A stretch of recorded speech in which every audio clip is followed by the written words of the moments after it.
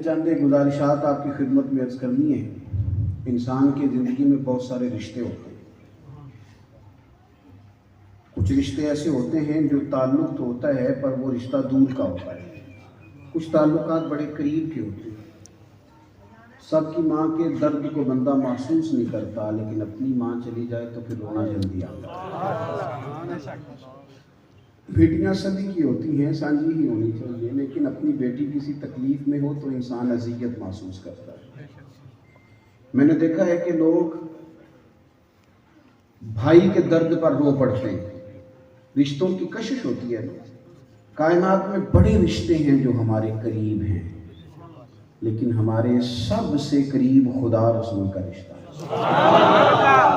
رب ہے کہ شارق سے بھی قریب، اور نبی پاک علیہ السلام کے بارے میں فرمایا النبی اولیٰ بالمؤمنین من انفسہم، فرمایا یہ جو میرے محبوب ہیں نا، یہ تمہاری جان سے بھی تمہارے زیادہ قریب ہیں، اور تم سے تمہاری جانوں کے زیادہ مالک ہیں نبی پاک صلی اللہ علیہ وسلم۔ اس رشتے کی جو حساسیت ہے اس کو ہم نے محسوس کرنا ہے۔ یہ حساس ترین رشتہ ہے۔ نبی پاک صلی اللہ تعالی علیہ وسلم کی آپ کو درجنوں احادیث تو اس عنوان پر ملے گی، اس رشتے کی حساسیت پر۔ آپ کبھی غور کریں، ماں کہتی ہے پھر میں کیا کروں، میں تو ماں ہوں، تو والد کہتا ہے میں کیا کروں، میں تو اس کا باپ ہوں، اس کے ہر جرم میں نہیں کہنا ہے کہ میں کیا کروں، پردہ میں نہیں ڈالنا۔ نرم ہوتا ہے ماں باپ کا دل، اس میں نزاکت ہوتی ہے، اور بڑی ساری تکلیفوں کے باوجود وہ کسی دانشور نے لکھا تھا کہ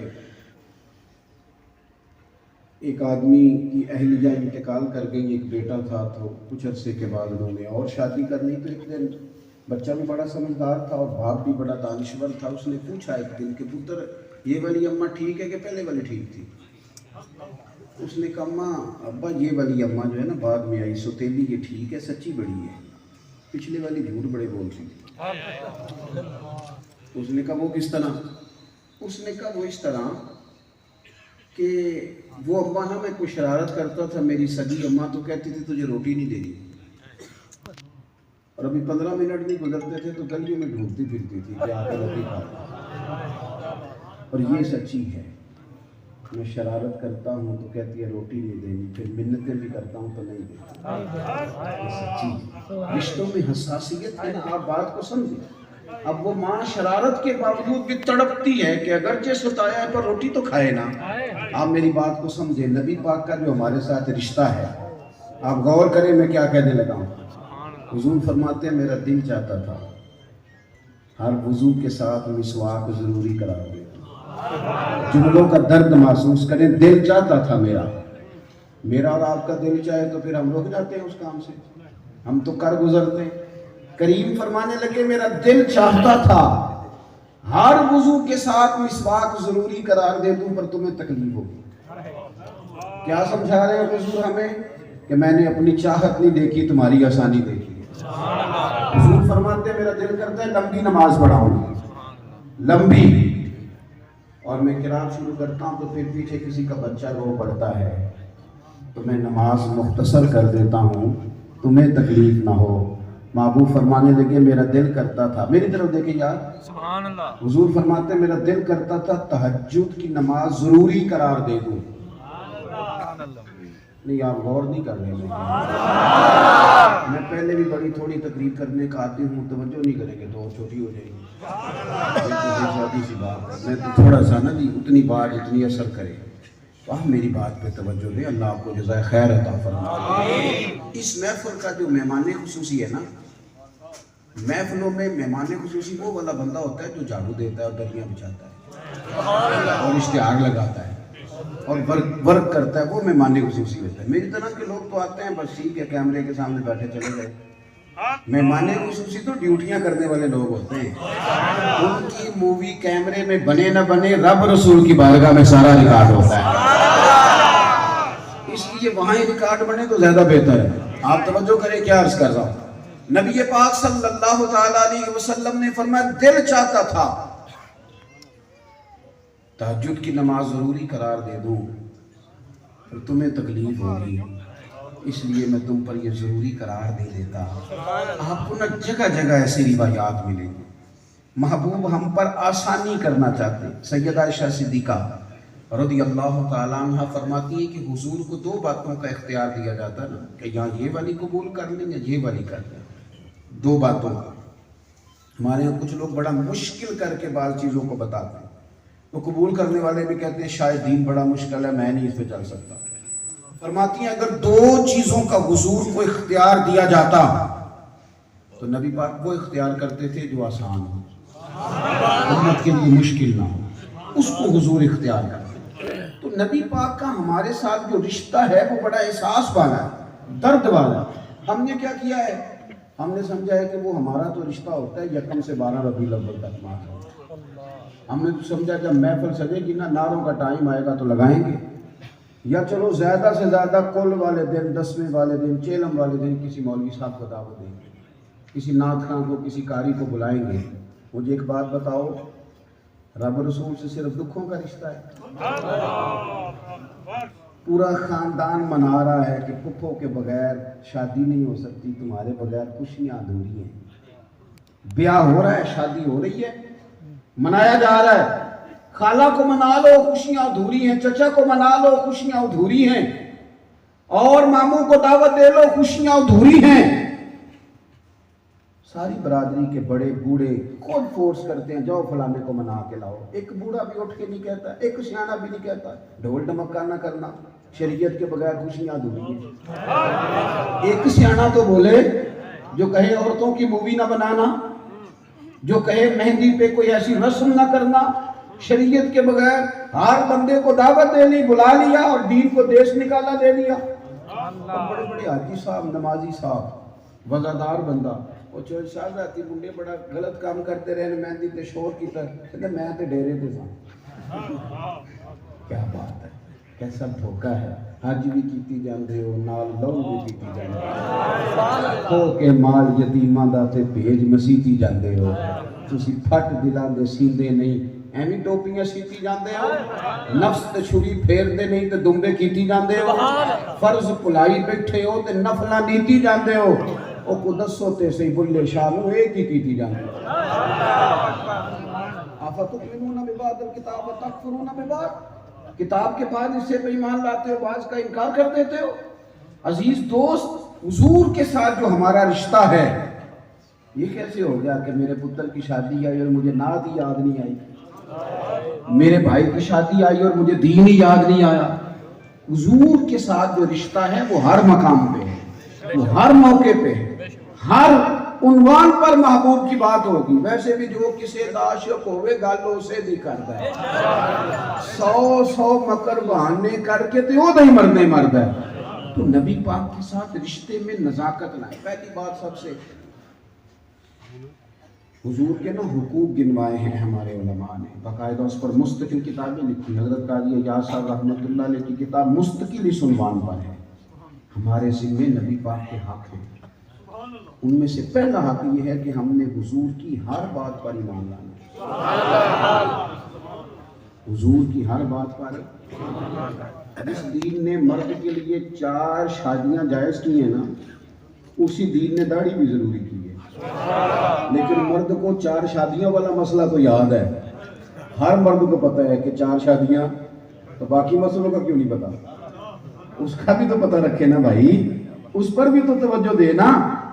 اگر ہر عورت کو یہ پتہ ہے کہ اسلام نے عورتوں کے بڑے حقوق گنوائے ہیں، تو یہ پتہ ہے کہ عورت کے حق بڑے ہیں، تو یہ نہیں پتہ کہ پردہ بھی عورت کی ذمہ داری ہے۔ اپنی مرضی کی بات ہم نے یاد کرنی۔ پہلی بات یہ کہ حضور کے ہر فرمان پر ایمان لانا۔ ہمارے ہاں نا کچی پکی باتیں، ٹوٹتے بکھرتے لوگوں کے جذبات، بے یقینی کی کیفیات، یعنی آپ حیران ہوں گے کہ ایک لمبا طبقہ ہے ہمارے ہاں جو کہتا ہے جھوٹ کے بغیر کام ہی نہیں چلتا۔ مولوی صاحب آپ پرانی باتیں کرتے ہیں، دھوکے کے بغیر تو دکان ہی نہیں چلتی۔ یہ آپ کہہ رہے ہیں، آپ مسلمان ہیں، اہل ایمان یہ بات کر رہے ہیں، کس بنیاد پر؟ جن کا عقیدہ یہ ہے کہ روزی رب دیتا ہے، اور وہ کہتے ہیں کہ میں غلط طریقہ نہ اختیار کروں تو روٹی نہیں ملتی۔ معاذ اللہ، آپ کو تو ہر بات پر ایمان لانا تھا، ہر بات پر۔ حضور یہ بے یقینی سے نکلیں، اقبال کہتے ہیں کہ ایک بندہ ہوتا ہے جو کسی کا ملازم ہوتا ہے. آج کل تو ملازم اس طرح کے نہیں ہوتے، ہاں بعض جگہوں پہ ہوتے ہیں، وہ جو بیچارے ایڈوانس نہیں لیتے 5 لاکھ پہلے، پھر ان کی تنخواہ بھی ٹھیک نہیں ہوتی بیچاروں کی، جا بھی نہیں سکتے. یہ بھی ایک صورت ہے غلامی کی. ان لوگوں سے بھی پوچھا جائے گا جو 2-3 لاکھ دے کے سارے کا سارا خاندان غلام بنا لے، یہ بھی سوال ہوگا قیامت میں. تو غلام کی زندگی، جو غلام ہوتا تھا نا، جس کو خرید لیا جاتا تھا، اس بیچارے کی کوئی زندگی نہیں ہوتی تھی. نہ اپنی مرضی سے کہیں جا سکتا ہے، نہ رہ سکتا ہے، نہ کوئی فیصلہ کر سکتا ہے، کیونکہ لگام ہے کسی اور کے ہاتھ میں. اقبال کہنے لگے سن، اس بات کو یاد رکھ کہ غلام کی زندگی بڑی بدتر ہوتی ہے، لیکن جو بے یقین آدمی ہے نا، کبھی مان لیا کبھی نہ مانا، کبھی تھوڑا سا یقین کر لیا کبھی تھوڑا نہ کیا، کہتے ہیں یہ جو بے یقینی ہے یہ غلامی سے بھی بدتر ہے. سن اے تہذیب حاضر کے گرفتار، غلامی سے بدتر ہے تیری بے یقینی.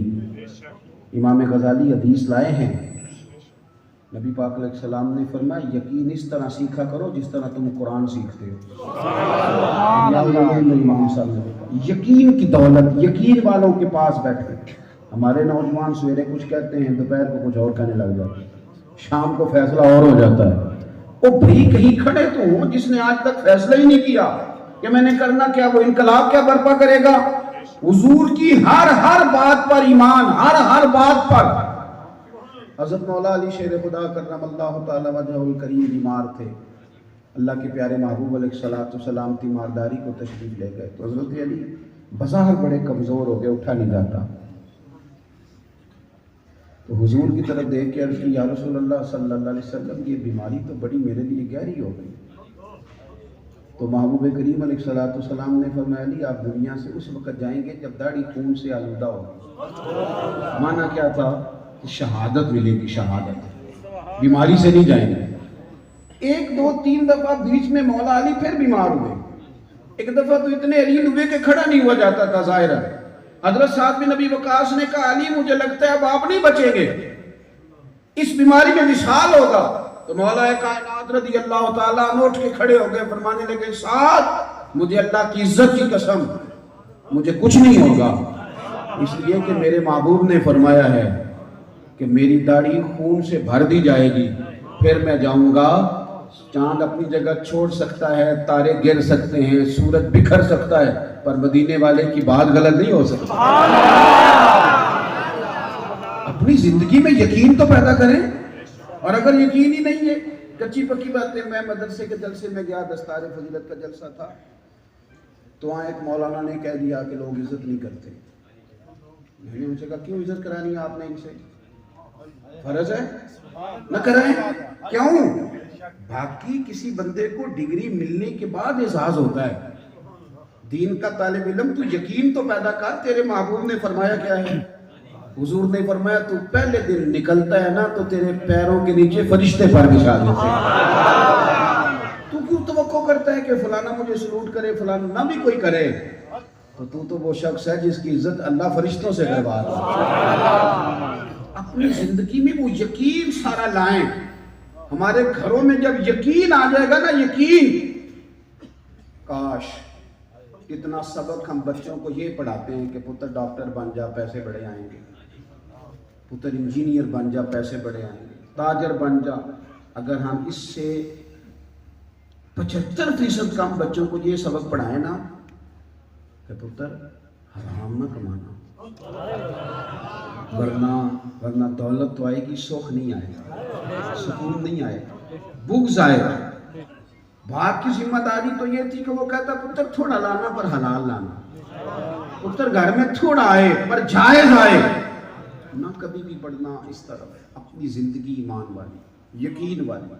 اور جو لوگ ذہنی طور پر بیچارے مطمئن نہیں نہ ہوتے، وہ کچھ بھی نہیں کر پاتے. ایک تو حضور کی ہر بات پر ایمان لائیں. اور بھلا کس طرح لائیں؟ معراج کی رات واپسی ہو رہی ہے معراج سے. اب وہ صوفیاء کہتے ہیں 18,000 سال کا سفر ہے، اور قرآن کہتا ہے لیلن، رات کے تھوڑے سے حصے میں سفر 18,000 سال کا. محبوب کریم علیہ السلام واپسی میں محبت کے انداز میں فرمانے لگے جبریل میں اتنا کچھ دیکھ کے جا رہا ہوں، زمین آسمان عرش کرسی لو ہر چیز، تو اتنا ہزاروں سالوں کا سفر گویا تو مانے گا کون؟ سبحان اللہ۔ آج تک لوگ اڑے ہوئے ہیں معراج میں، آج تک پریشان ہیں، ہوتے کہتے ہیں یہ مانے گا کون؟ تو حضرت جبریل امین عرض کرنے لگے اور عذرائے محبت کہنے لگے یا رسول اللہ کوئی مانے نہ مانے ابو بکر صدیق تو مانے گا، صدیق اکبر تو بیٹھے ہوئے ہیں، ہم نے نہ کبھی قطرے پہ غور کیا اور نہ دریا دیکھا، بس جہاں تیری جھلک دیکھی وہیں ڈوب گئے۔ ایک تو حضور کی ہر بات پر ایمان لانا ہے، پھر ہر ایک سے بڑھ کر عزت احترام اگر کرنا ہے تو مدینے والے محبوب کا کرنا ہے۔ آدھز خدا بزرگ توئی، حضور کی تعظیم ہو ہمارے دلوں میں، تعظیم ہو حضور کے بے ادب کے لیے، نفرت ہو ہمارے دل میں، عداوت ہو ہمارے دل میں، رسول پاک کا ادب ہو، تعظیم ہو۔ پتہ ہے صحابہ کرام کا مزاج کیا تھا؟ کہتے حضور کے سامنے اس ادب سے بیٹھتے تھے کہ سانسوں کی آواز بھی کم آتی، اور یوں بیٹھے ہوتے تھے جیسے سروں پہ پرندہ نہیں بیٹھا۔ اس کا معنی بھی سمجھا کریں پرندہ کیسے بیٹھا ہوتا ہے۔ پرندہ اس طرح بیٹھا ہے کہ آپ ذرا سا ہلیں گے تو وہ گیا۔ پرندہ اس جگہ بیٹھتا ہے جو پوری ساخت ہو، اسے پتا ہو کہ یہ انسان ہے تو پرندہ بیٹھتا ہی نہیں۔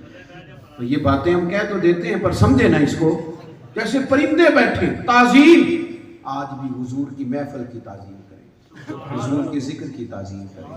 یہ جو آج کل ہم نے نظام بنایا ہے نا، نوٹوں کی دتیوں والے آگے آگے آ جائیں گی، محفل ہونے لگی۔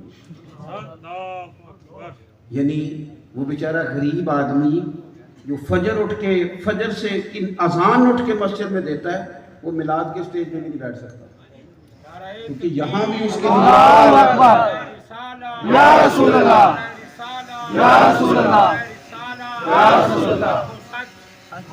عزیز بھائی یہاں تو عزت دے اس غریب آدمی کو۔ میلاد میں نے دوستوں سے اس سال کہا تھا اور کچھ نہ کرنا، پیروں کی مولویوں کی مہمان خصوصی کی نعت خواں کی اور عوام کی روٹی ایک جیسی پکا لے، ایک جیسا کھانا کھائے کیا جو رہے ہیں سرکار کا لنگر ہے، تو سادہ بھی تو گزر ہی سکتا ہے نا، گلے سے گزر جائے گا۔ تو تعظیم کریں، تعظیم۔ تیسری بات، ہم نے حضور کے دین پر عمل کرنا ہے۔ دین دنیا میں عمل کے لیے آیا ہے، صرف بحث کے لیے نہیں آیا۔ بحث اگر کریں گے تو علماء کریں گے، اگر کبھی احقاق حق کے لیے کوئی بات کرنی ہوگی تو وہ کریں گے۔ عوام کا کام بحث کرنا نہیں، عمل کرنا ہے۔ اور یہ جو لوگ جھگڑا ڈالتے ہیں نا جی، اب ایک نیا بھی لبرل طبقہ اٹھا ہے، وہ کہتے ہیں مولوی تو لڑ رہے ہیں تو کس دین پہ عمل کریں؟ میں نے کہا چلو چھوڑو، یہ بتاؤ کسی مولوی نے کہا شراب پیو معاذ اللہ، کبھی کسی نے کہا ہو ایک دوسرے کا حق کھاؤ، کبھی کسی نے کہا ہو کہ فجر نہ پڑھو۔ آپ عمل کرنے والے بنو، اللہ تبارک و تعالی رحمت فرما دے گا۔ ہم عمل نہیں کرتے، بحث ہی بحث ہے، الجھاؤ ہی۔ اور میں بڑی معذرت کے ساتھ مذہبی لوگوں سے بھی کہوں گا کہ مسجد میں میٹنگ ہو رہی ہے اور بڑے بڑے جناب ایسے لوگ جو دیندار کہلاتے ہیں اور بڑے بڑے علماء پر انہیں اعتراضات ہیں، بڑے بڑے مشائخ پر شکوے ہیں، بڑی بڑی جماعتوں کی انہیں شکوے ہیں، وہ بھی بیٹھ کے مشورے دے رہے ہیں، لیکن نماز کا ٹائم آتا ہے تو کامیاب آ جاتا ہے۔ یہ کیا بات ہے؟ آپ چھپتے پھرتے ہیں نماز کے وقت۔ دین عمل کے لیے ہے، اس پہ عمل کریں۔ اور نبی پاک صلی اللہ تعالی علیہ وسلم نے فرمایا ہے کہ جس نے دین کا علم اس لیے حاصل کیا کہ علماء سے بحث کرے گا کہ جاہلوں پہ روب جمائے گا، اس بندے کو اللہ جنت کی خوشبو بھی عطا نہیں کرے گا۔ دین عمل کے لیے آیا ہے، اس پر عمل کریں، دین کو سیکھیں، اپنے گھروں میں لائیں اور نافذ کریں۔ دین کی ہر بات میں آپ کو بڑی ذمہ داری سے عرض کرتا ہوں، دین ہمارے لیے جینا آسان کر دے گا۔ اتنا مہنگا ہم نے نکاح کر لیا ہے، اتنا مہنگا کہ غریب کی پہنچ میں نہیں رہا۔ اور یہ بڑی معذرت کے ساتھ یہ مالداروں نے کام کیے، انہوں نے غریبوں کے بچوں کے مزاج بگاڑے ہیں۔ اگر آپ اس کو سادہ کریں تو سادہ زندگی آسان ہوتی ہے۔ اور نبی پاک صلی اللہ علیہ وسلم نے فرمایا وہ نکاح برکت والا ہے جو نکاح آسان ہو۔ حضرت ربیع بن کعب رضی اللہ تعالیٰ عنہ حضور کو وضو کراتے تھے، تو محبوب نے ایک دن فرمایا نکاح کیوں نہیں کرتے؟ یا رسول اللہ نہ میرا رنگ ہے، نہ کوئی روپ ہے، نہ میرا کوئی قبیلہ بڑا ہے، نہ کاروبار ہے، کون رشتہ دے گا؟ محبوب خاموش ہو گئے۔ اگلے دن پھر پوچھا نکاح کیوں نہیں کرتے؟ میں نے پھر عرض کی حضور نہ کاروبار، نہ قبیلہ بڑا، نہ کوئی رنگ روپ، نہ کوئی مال دولت، کون رشتہ دے گا؟ جب حضور خاموش ہو گئے میں گھر آیا تو دل میں خیال آیا یار تو عجیب آدمی ہے، محبوب سے کہتا ہے کہ فلاں فلاں مسئلہ ہے، حضور کہتے ہیں کیوں نہیں کرتا؟ تو آپ کے محبوب جیسے دل کرتا ہے کر دے۔ ہم نے تو نہ کبھی قطرے پہ غور کیا اور نہ دریا دیکھا، بس جہاں تیری جھلک دیکھی وہیں ڈوب گئے۔ قرآن کہتے تیسرے دن محبوب نے پوچھا تو میں نے کہا حضور مہربانی کریں جیسے دل کرتا کرے۔ حضور نے فرمایا فلاں قبیلے کے فلاں آدمی کے پاس جاؤ، اسے کہے اپنی بیٹی کا نکاح تیرے ساتھ کرے۔ کہتے میں وہاں گیا، تھوڑا سا انہوں نے وقت مانگا، ماں باپ کو فکر ہوتی ہے نا، انکار نہیں کیا، کہا تھوڑا وقت دیں حاضری دیں گے۔ لیکن پردے کے پیچھے سے بیٹی بولی، کہنے لگی ابا جی میری فکر نہ کرے، مجھے اللہ رسول کے حوالے کرے۔ ادھر کدھر آؤ دوستو، ماں باپ کی خدمت میں عرض کرنے لگا ہوں، میں بھی بیٹی والا ہوں، بیٹوں والا ہوں، ادھر آؤ۔ مالدار لڑکا لے لیتے ہو نکاح کے لیے، امیر گھرانہ دیکھتے ہو جہاں سے بچے کی بیوی کو جہیز زیادہ ملے گا، لڑکے کے لیے بھی مالدار رشتہ دیکھتے ہو، لڑکی کے لیے بھی کئی دفعہ ڈگریاں بھی دیکھتے ہو، اخلاق نہیں دیکھتے، دین نہیں دیکھتے۔ ذمہ داری سے کہتا ہوں کہ پھر بعض ایسے ماں باپ بھی دیکھے ہیں جن کو رونے کو جگہ نہیں ملتی۔ یہ ہم نے شادی کی ہے کہ مصیبت کھڑی کر لیں، کیونکہ دین تو دیکھا ہی نہیں، اخلاق تو دیکھا ہی نہیں۔ اپنی بیٹی کے لیے وہ والا داماد نہ تلاش کر جو مال زیادہ کماتا ہے، کہیں ایسا نہ وہ اذیت میں مبتلا کر دے، اس کو تلاش کر جو کچھ رب سے بھی ڈرتا ہے، وہ کچھ اخلاق والا بھی ہے، اس بیچاری کو اذیت نہ دے، اس کو تکلیف نہ دے۔ اور آج بڑے لوگ دکھ سناتے ہیں نا، بیٹی بڑی تکلیف میں ہے، گھر میں بڑی غربت ہے، تو میں اکثر سوال کرتا ہوں کسی کی بیٹی اتنے بھی کام کرتی ہے سسرال میں کہ ہاتھوں میں چھالے پڑ گئے؟ کرتی ہے کسی کی؟ لیکن محبوب کی شہزادی تو کرتی تھی، حضور کی شہزادی تو کرتی تھی۔ کس بات کے دکھ ہم نے اوڑھ لی؟ وہ چیزیں جو ہے ہی نہیں دکھ سرے سے۔ محبوب کریم کی خدمت میں اس بیٹی نے کہا مجھے اللہ رسول کے حوالے کر دیں، وہ مجھے رسوا نہیں کریں گے، ضائع نہیں کریں گے۔ کہتے میں آ گیا، پھر حضور علیہ السلام نے ایک صحابی سے کہا کھجور کی گٹھلی کے برابر سونے کا بندوبست کر، اس نے اپنی بیوی کو حق مہر دینا ہے۔ ایک سے کہا کہ کوئی ایک بکرے کا بندوبست کر، اس نے ولیمہ کرنا ہے۔ تھوڑے پیسے مجھے دیے، ایک جوڑا خرید لے، خوشبو لے لے۔ فرماتے ہیں تھوڑے سے پیسے لگے، کرم اتنا ہوا کہ رب نے میرا گھر آباد کر دیا۔ ہم نے نا دین پہ عمل کرنا ہے، اس کو صرف منانا نہیں۔ ہم سارے بزرگوں کو مانتے ہیں، سارے، پر بزرگوں کی نہیں مانتے۔ اور بزرگوں کو ماننے والوں نے بزرگوں کی کب ماننی ہے، صحابہ کو ماننے والوں نے صحابہ کی کب ماننی ہے، اہل بیت کے ماننے والوں نے اہل بیت کی کب ماننی ہے۔ عملی زندگی میں دین لائیں۔ اور آخری بات آپ کی خدمت میں جو عرض کرنی ہے وہ یہ ہے کہ جس طرح ہمارے ذمے حضور کی محبت ہے، جس طرح ہمارے ذمے حضور کی تعظیم ہے، جس طرح ہمارے ذمے نبی پاک پر درود و سلام پڑھنا ہے، جس طرح ہمارے ذمے یہ حق ہے کہ ہم رسول پاک صلی اللہ علیہ وسلم کے صحابہ کا احترام کریں، اہل بیت کا۔ اور صحابہ سے مراد ہر صحابی، ہر صحابی، ہر صحابی، اور حضور کی ہر نسبت کا، ہر میں۔ یہ تو میرے امام کا فتویٰ ہے نا کہ تیری نسل پاک میں ہے بچہ بچہ بھی نور کا، اور تو ہے عین نور تیرا سب گھرانہ نور۔ اسی طرح ہماری ذمہ داری ہے کہ ہم دین کے لیے بھی کچھ کریں گے۔ کبھی ایک کسی بندے کو دعوت دی ہے کہ چلا